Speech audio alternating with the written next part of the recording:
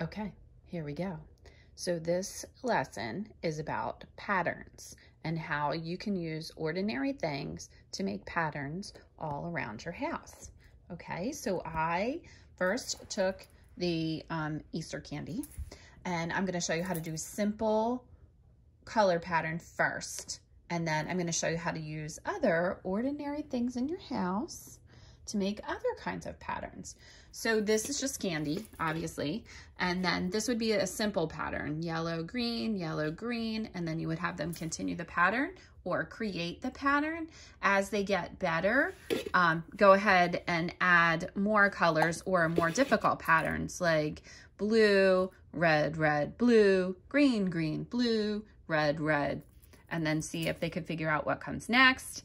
And then you could have them create their own patterns as well.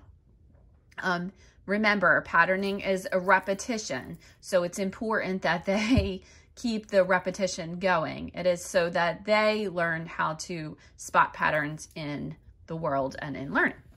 This one is just using cups. Same thing, just simple pattern. Then I would have them move on to a more difficult pattern like white, red, white, red, white, and then you could see if they could make them more difficult.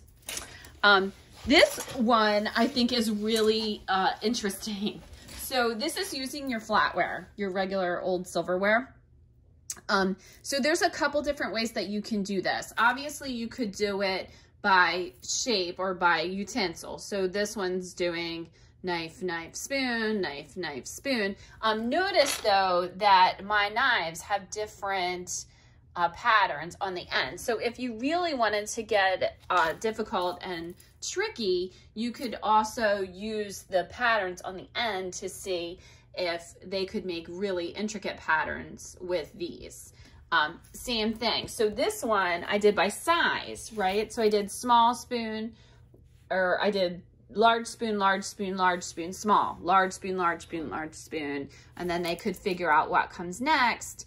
But again, if you wanted to make it more difficult, then you could use the patterns on the silverware to see if you could make it more trickier.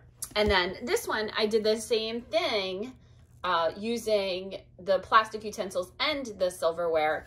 Again, I did not go by the patterns on the bottom of the silverware, but you certainly could. So the idea is to use anything in your house that you can find to make patterns. So I would like to see some of those patterns. Please send me anything that you have, but remember, you can use absolutely anything. So be creative.